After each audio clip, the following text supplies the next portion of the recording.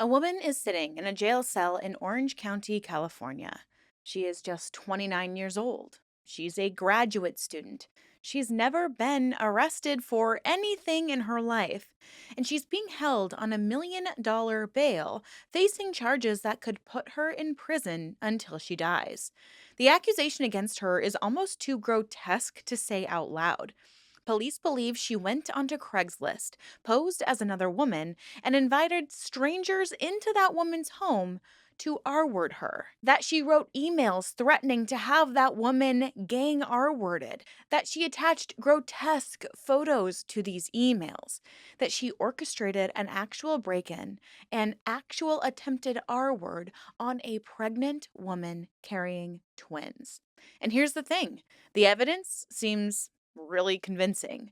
The emails come from her verified email address. They quote details that only she would know. They use religious language that matches word for word messages that she's admitted to sending in the past. There's a restraining order, there's 911 calls, there's a real man, a real stranger who really did show up at that condo for what he thought was going to be intimacy. Every single arrow pointed to her, but she keeps saying the same thing to anyone who will listen. I'm being set up, but nobody believes her because the person who set this up is very, very good at it. And because the person who set this up carries a federal badge. Now, this one is an absolute maze. It has a villain most of the world spent years mistaking for a victim, a con artist whose lies you will not believe even when I show you the proof, and one investigator who looked at a closed, solved, finished case and said, no, none of this lines up. Now, shockingly, everything I am about to tell you is true, and it took the better part of a decade to prove. So sit back, relax, and take a deep breath. It's time to let the fresh air in.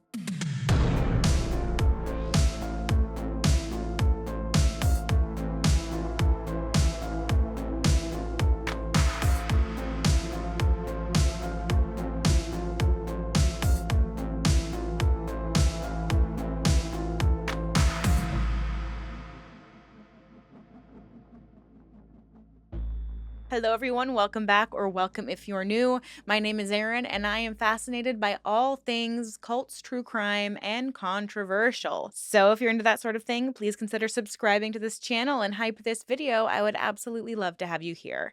And without further ado, let's jump into it. And we need to go back in time to 2013, because at the heart of this case is a woman who fell in love.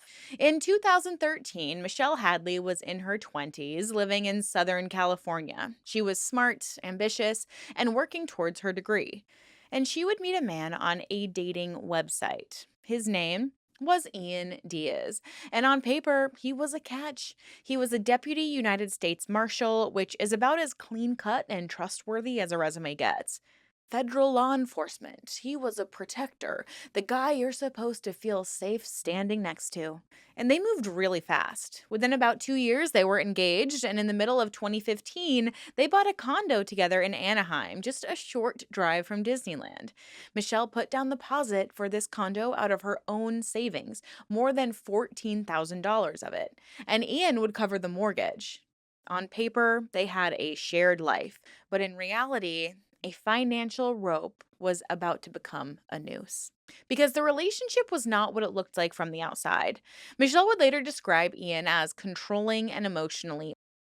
She said he pressured her to have intimacy with another man while he watched. And when she retells this in the documentary I recently watched, you can tell that it made her extremely uncomfortable. She said that from after that moment, she felt like a piece of her innocence had been taken away. She also said that Ian would police how she dressed, that he told her to wear fake nails, he dictated very small details of how she was supposed to present herself.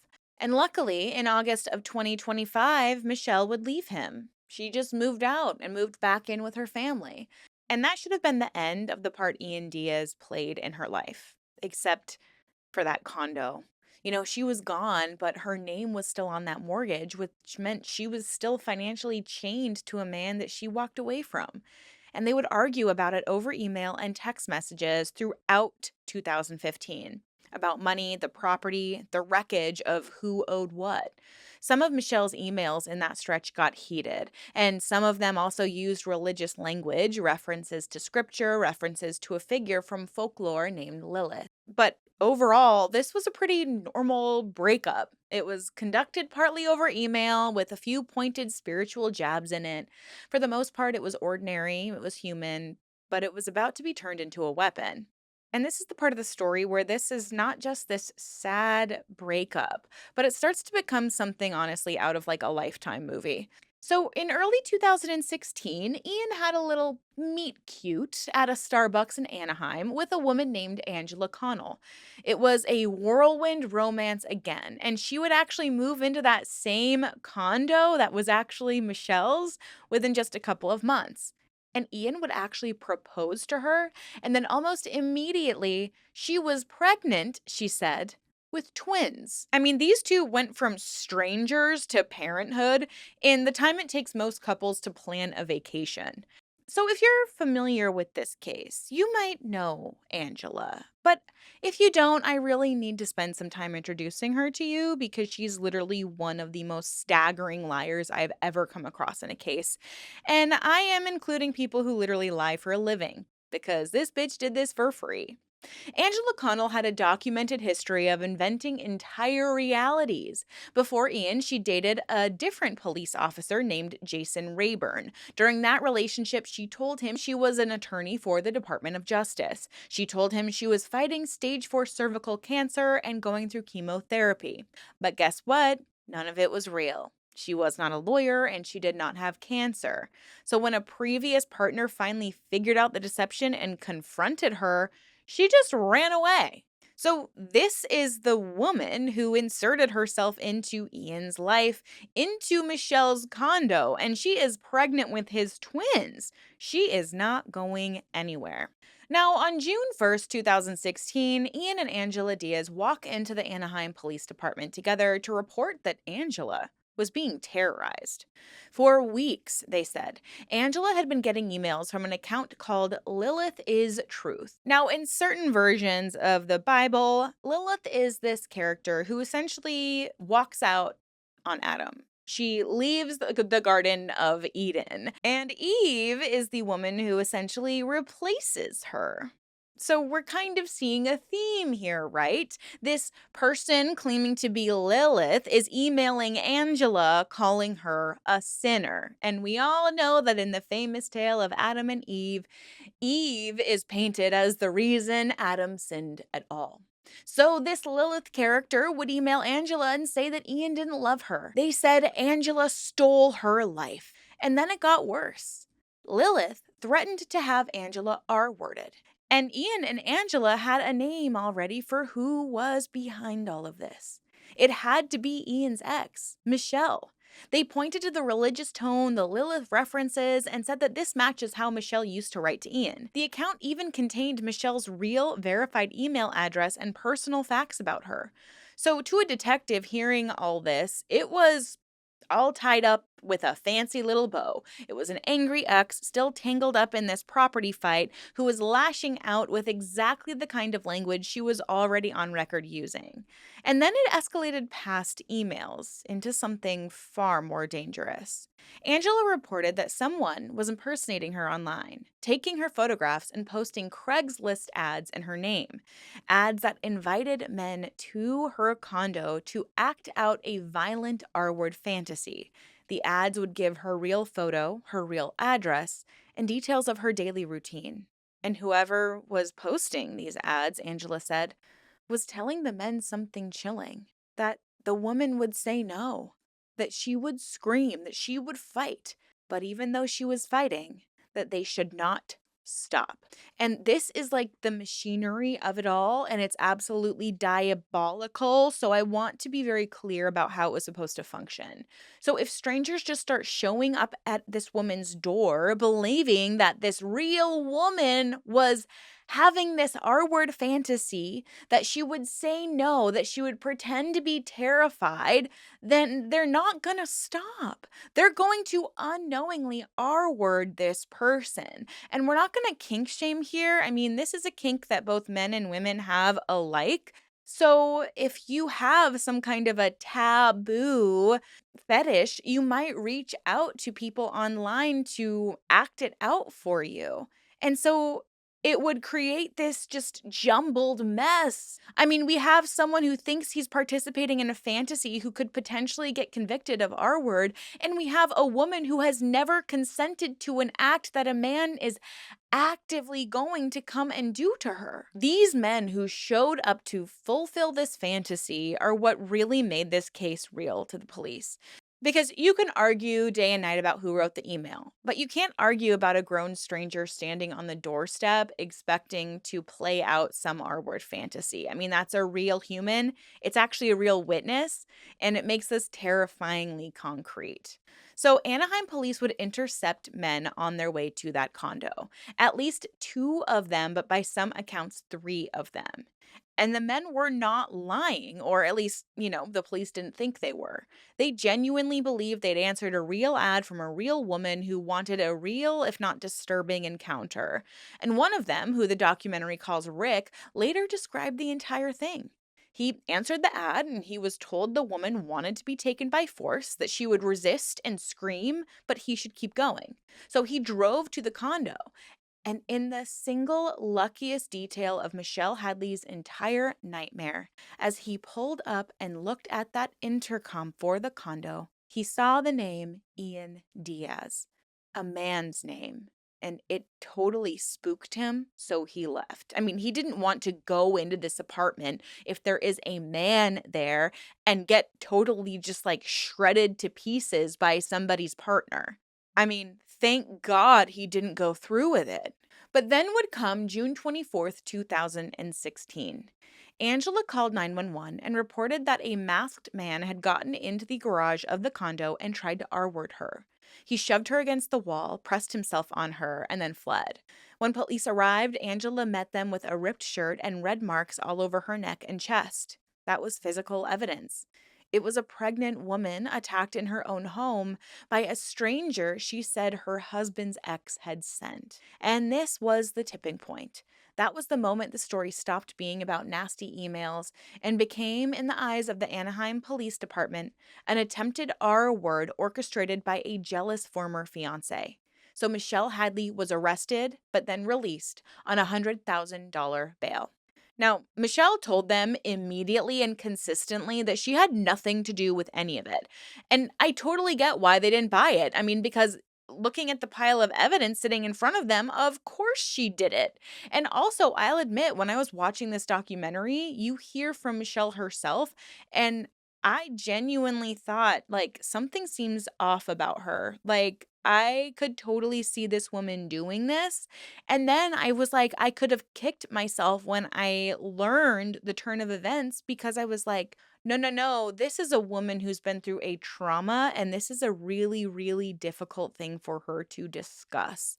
So I think that just goes to show that as much as I try to be unbiased when I talk about these cases and these cults, there is something within us that has a difficult time separating the truth from the perspective that we've already kind of painted in our minds. Because even listening to her share her story, I was like, she's not compelling to me. I don't believe her. And I like to consider myself somebody that can read people pretty well.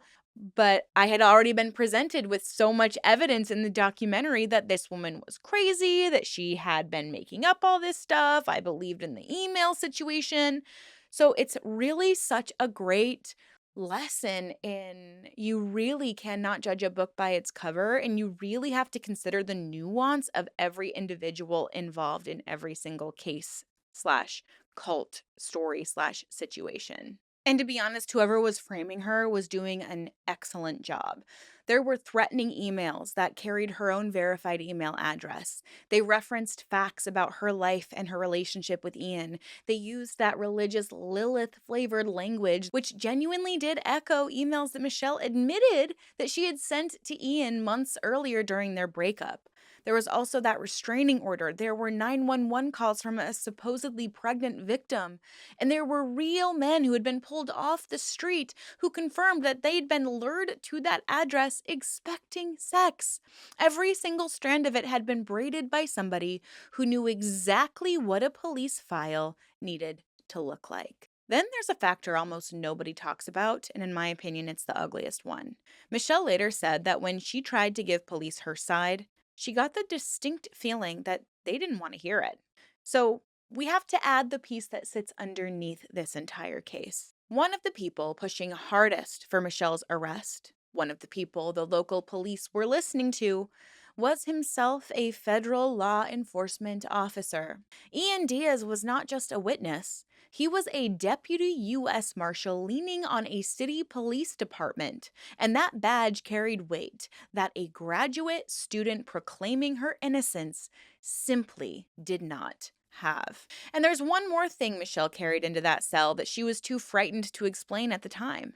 She admitted that she had sent 2 emails at the very start, months before, back during the breakup. She would later say that she believed she sent them while she was disassociating during a period of a real psychological distress situation connected to how that relationship had been so damaging to her. I mean, this is a woman who was abused by Ian, trying to unravel and deconstruct all of the harm he had done to her. He was mentally abusive to her. He was controlling. And she sent these emails while she was trying to break free of that control and understand how she got so twisted up with this man. And she wanted to tell the police this, but she was terrified that they would just twist it, that admitting to any email at all would be the end of her. So she just stayed quiet and prayed that the lack of evidence would save her. But it did the opposite. Those 2 real emails became the seed the entire fake avalanche was grown from. On July 13th, police intercepted a 17-year-old boy, a minor, outside the condo who admitted he had come because he thought the Craigslist ad was real. The next day, July 14th, a warrant went out for Michelle's arrest. Now, the charges were staggering: felony stalking, criminal threats, attempted R word, assault with intent to commit R word during a residential burglary, and violating a protective order.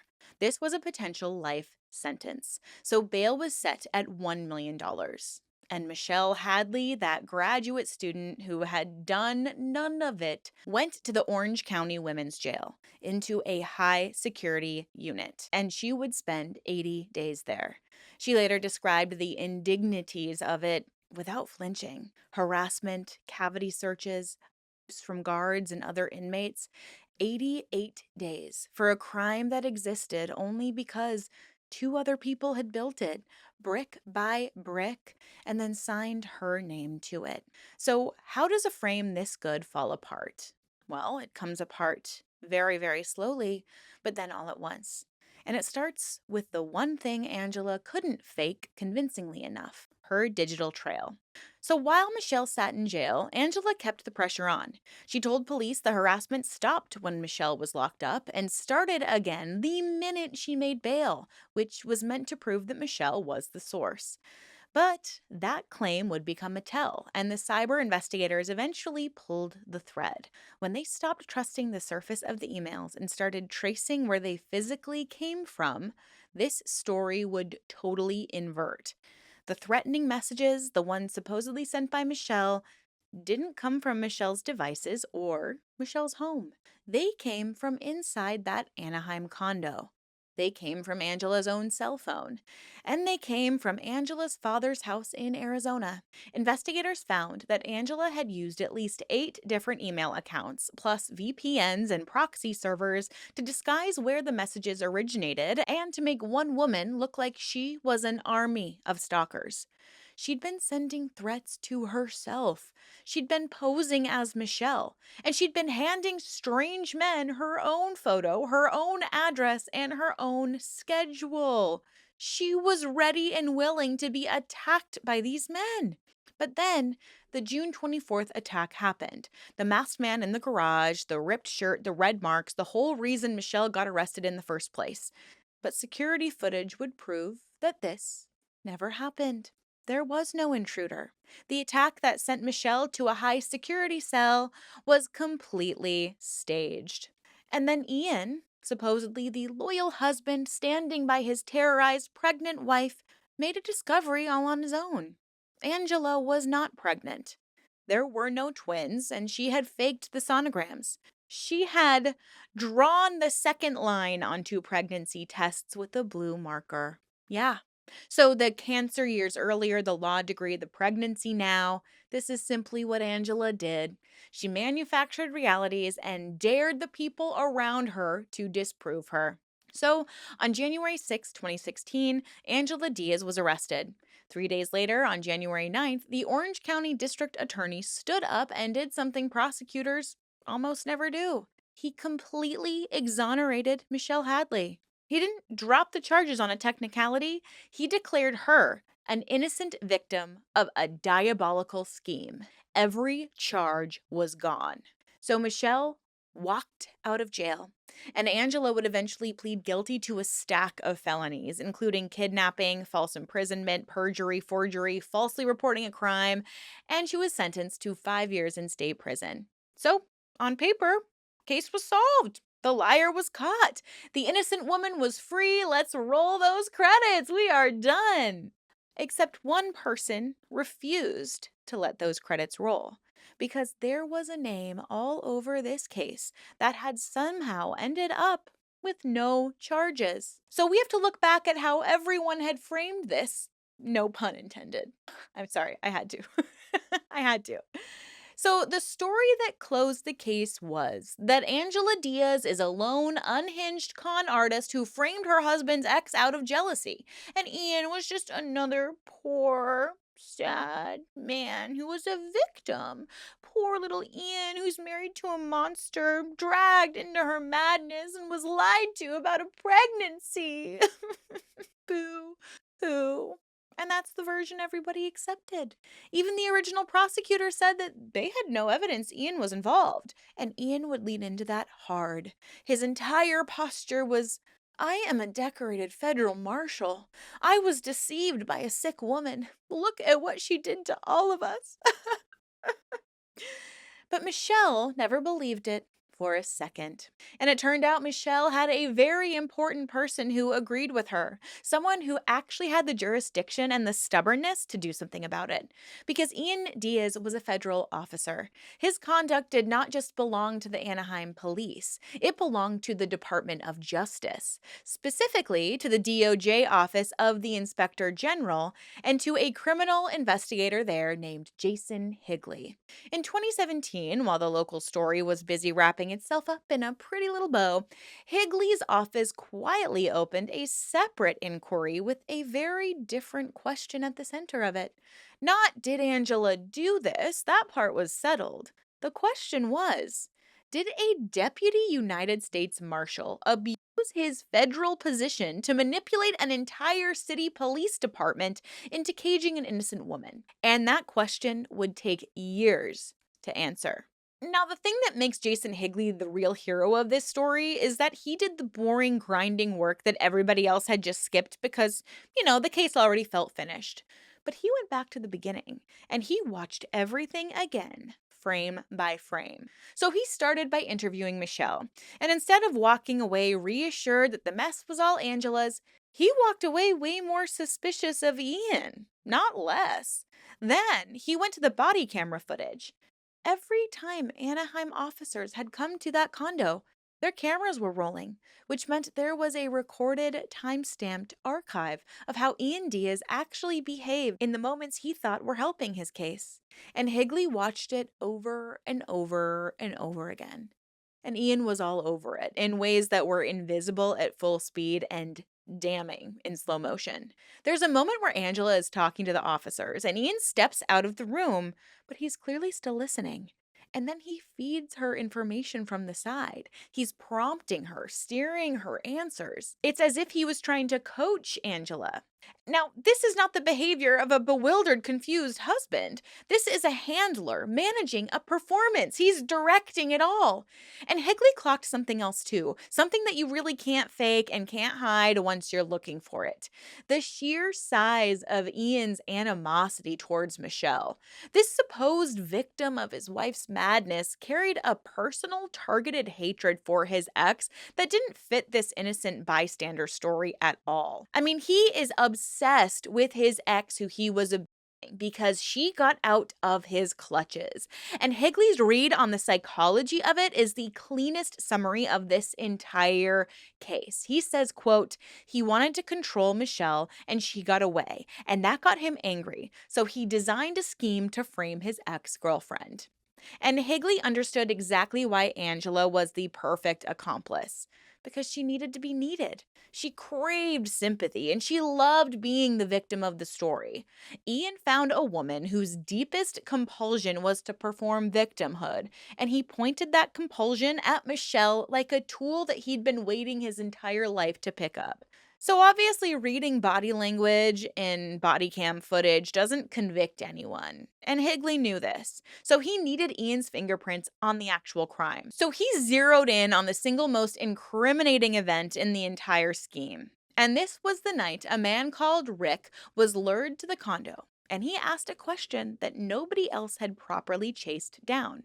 How did Ian and Angela know Rick was coming that night? I mean, we have to think about this. Angela was on the phone to the Anaheim police reporting that Michelle had sent an R-worder to the house. But if Michelle was really the one running the Lilith is True account and posting the ads, how did Angela and Ian know the exact night, the exact time, that a specific stranger would arrive? They shouldn't have had that information unless one of them was on the other end of the conversation with Rick the entire time. And that is precisely what Higley proved. When Rick had gotten curious, he asked whoever he was talking to online to verify by voice. And a woman's voice did verify, confirming the meeting for 8 o'clock. That was Angela, playing Lilith, playing Michelle to reassure a nervous stranger. But the account itself, the correspondence steering Rick to the condo, traced back through Ian's own personal email. So while Angela was on the phone reporting an incoming R-worder, Ian was actively encouraging that same man to come to the house. So Ian is pretending to be Michelle, pretending to be Angela, luring a man to come commit a real crime so that his ex would be blamed for it. I mean, talk about obsession. But then would come the final nail in this coffin, and it came off of a device Ian never should have been so careless with given his job. Investigators would pull backups of Ian's government-issued Marshall's laptop, and on it, Higley found Ian's personal email account tied directly to the correspondence with the Craigslist responder. And he found something even more direct. Fragments of the Lilith is Truth emails themselves sitting on Ian's federal laptop. The threatening messages that supposedly came from Michelle had pieces of themselves stored on the computer the government handed to Ian to do his job as a U.S. Marshal. So the man who spent years claiming he was just another victim had the murder weapon, so to speak, saved on his work computer the entire time. So on May 13th, 2021, Ian Diaz was arrested, nearly 5 years after Michelle first walked into that jail cell insisting that she'd been set up. The man she always said was behind it was finally in handcuffs. And of course, he pleaded not guilty. He ran the same play that he always ran, that he knew nothing, that Angela did it all. But this time, there was a federal investigator who had spent years dismantling that story frame by frame, and there was the laptop. So the trial ran in the Central District of California in March 2023, and the jury needed less than 2 days to convict Ian Diaz on all 4 counts: conspiracy to commit cyberstalking, perjury, and obstructing a federal proceeding. And now for one of those coincidences that is so on the nose you could cut it from fiction for being too much. The very same day Ian Diaz was convicted, March 23rd, 2023, Michelle Hadley gave birth to her first child. A daughter. The day the man who tried to erase her life was finally held accountable is the same day she brought a new life into the world. She said afterward that her life has been filled with these strange, symbolic, and sometimes beautiful coincidences, and that one is hard to top. So in June 2023, Ian was sentenced to 10 years and 1 month in federal prison, plus 3 years of supervised release. The U.S. Marshal Service, which had kept him on for years, finally dismissed him. He is serving his time at a federal medical facility in Fort Worth, Texas. He did appeal in January 2025, and the Ninth Circuit Court of Appeals affirmed every one of his convictions. In June 2025, the United States Supreme Court declined to even hear his case. The conviction is final. There is no card left for him to play. So here's where we all sit now. Angela Connell served her 5 years in state prison for the frame. After her release, she left California and, by several accounts, reinvented herself again, this time reportedly as an advocate for abortion access. Yeah. And she declined to take part in the Netflix documentary that put this whole case back in front of the public. Now, Ian had their marriage annulled, so whatever was between those two did not survive the truth coming out. Now, the mystery that the federal case could never fully answer is why. Now, as for the Anaheim Police Department, luckily Michelle did not let that part go either, and she should not have. In 2019, she sued the city and several of its officers in federal court, arguing that they ignored evidence pointing away from her and toward the real perpetrators, that they became, in the words of the lawsuit, a corrupt federal marshal's weapon against his ex. In April 2021, the city settled. And the dollar figure was never made public, but I would guess it's pretty high. Now, this case is a masterclass in cruelty, really. I don't understand how someone could hate somebody so much that they spend so much time and energy trying to effectively ruin their life. I mean, this woman is visibly traumatized by what happened to her, and I'm so glad she found peace and has created a beautiful family. And I'm so glad Jason Higley believed her, trusted his gut, and took a second look at this case. He asked the question nobody bothered to ask, and he followed a federal marshal's own laptop straight to the truth. Now, Michelle Hadley has an MBA now. She's an author and a speaker, and she worked with domestic violence survivors, focusing on the kind of financial control that trapped her on that mortgage in the first place. She's raising her daughter. She literally got her life back. Her life is hers again. So if you take anything out of this case, let it be this. Sometimes the most dangerous person in the room is the one holding the badge and telling you who to be afraid of. And sometimes the only thing standing between an innocent person and a life sentence is one person who refuses to stop looking. I'm Erin. Thank you for being here. Please look out for each other and trust your gut about why someone might need to control you. And please get out of that situation as quickly and as safely as possible. I'll leave some resources down in the description below if you do need it. And please let me know what you think about this entire case. It is utterly shocking to me still. It keeps me up at night. But with all of that, guys, please stay safe out there, ask questions, and always stay skeptical. Have a great rest of your day. I'll see you in my next one soon. Bye. Oh, I'm tired. Are you tired? She's been sitting on my lap the whole episode, huh? The whole time.